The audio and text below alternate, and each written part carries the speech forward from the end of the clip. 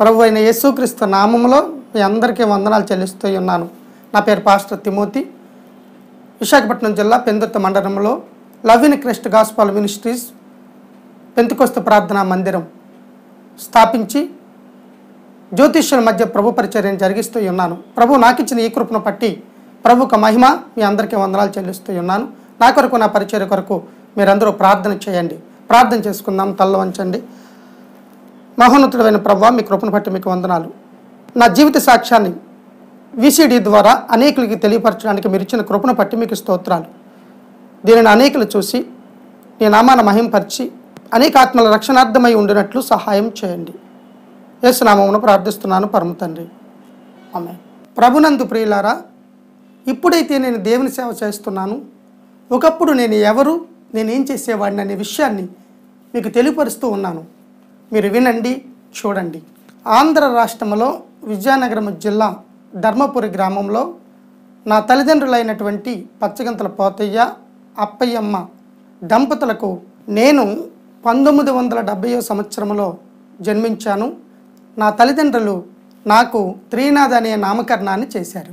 మేము వంశపరంపరంగా మా పూర్వీకుల నుండి తాళపత్ర గ్రంథాలను అనుసరిస్తూ దురాత్మ శక్తులను ఆరాధిస్తూ అడవుల్లో ఉన్నటువంటి వనమూలికలను తాయితులుగా ప్రజలకు కడుతూ భూత భవిష్యత్తు వర్తమానాలు అనేకులకి తెలియపరుస్తూ జీవిస్తూ ఉండేవారు.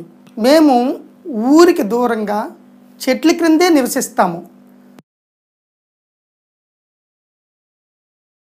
మాకు సొంత పొయ్యి కానీ, ఇల్లు కానీ, మంచాల మీద పడుకోవడం కానీ, చదువు కానీ మాకు అచ్చరాదనే మూఢనమ్మకాలను మేము నమ్ముతూ ఉంటాం.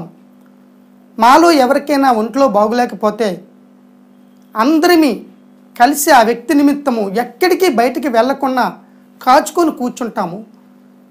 శకునములు చూస్తుంటాము, దురాత్మల్ని పిలుస్తూ ఉంటాము. అవి వచ్చినప్పుడు మేము వాటికి కుంభములు తయారు చేసి దిగదుడుపులు చేసి తీసుకొని వెళ్ళి ముళ్ళ తుప్పల్లో పెడుతూ ఉంటాము.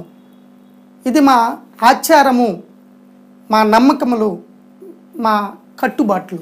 మాలో ఎవరైనా తప్పు చేస్తే పావల దగ్గర నుంచి 4 రూపాయలు, తర్వాత 16 రూపాయల దగ్గర నుంచి 20 రూపాయల వరకు, 20 రూపాయల నుండి వేలాది రూపాయల వరకు తప్పులు వేస్తూ ఉంటారు. మాకు కుల పెద్దలు ఉంటారు. తప్పు చెల్లించకపోతే వారు మమ్మల్ని వెలివేస్తూ ఉంటారు మా కులము నుండి. మా కులములో అతి తక్కువ వయసులోనే వివాహాలు జరిగిస్తూ ఉంటారు.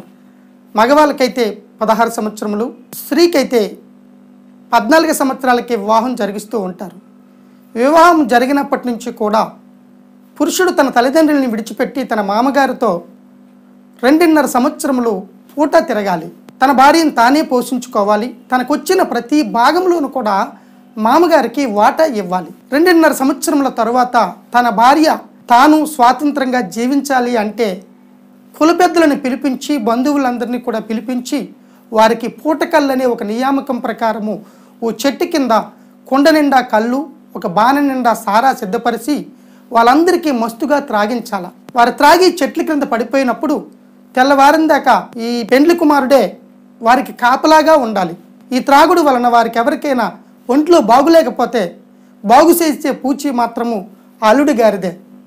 తన భార్య తన చేతికి రావాలంటే చాలా దుఃఖాన్ని అనుభవిస్తేనే తప్ప ఆమెని ఆయన పొందలేడు. నాకు 16 సంవత్సరముల వయసులోనే మా మేనమామ కుమార్తె అయినటువంటి దేవుడమ్మ అనే అమ్మాయినిచ్చి నాకు వివాహం జరిగించారు. నేను ఓలీ కట్నము 8 రూపాయలు కానీ మామగారికి చెల్లించి నేను వివాహం చేసుకున్నాను. నాటి నుండి 2.5 సంవత్సరములు మామగారి వెనకాతల కావిడి మోసుకుంటూ నా భార్యని నేను పోషించుకుంటూ వారి కష్టసుఖాల్లో నేను పాల్గొంటూ నా జీవనం కొనసాగించాను. నాకు 5 సంతానము, 2 బాబులు చనిపోయారు, 3 కుమార్తెలు ఉన్నారు. నా కుమార్తెలకు కూడా మా కులాచారం ప్రకారము అదే వయసులో వివాహం జరిగించాను. నా తల్లిదండ్రులు నాకు త్రినాథ్ అని నామకరణం చేశారు. నేనైతే మా కులవృత్తిని జ్యోతిష శాస్త్రాన్ని చేపట్టి కృష్ణమరాజు దొరగా నా పేరును మార్చుకొని ఆంధ్రప్రదేశ్లో ఉన్నటువంటి ప్రభుత్వ అధికారులకు, పోలీసు కమిషనర్లకు, డాక్టర్లకు, ఇంజనీర్లకు, వైస్ ఛాన్సలర్లకు, గొప్ప గొప్ప రాజకీయ నాయకులకు జ్యోతిష్యం చెప్పి వారికి తాయితులు కట్టి వారి దగ్గర నుండి ప్రశంసా పత్రాలు, ఫోటోలను నేను పొంది నా వృత్తిలో డబ్బు సంపాదించుకుంటూ నా జీవనము సాగిస్తూ ఉన్నాను. మా ఆహారపు అలవాట్లు ఏ విధంగా ఉంటాయి అంటే, మేము అడవి జంతువులను వేటాడుకొని తింటాం. ఉడుములను,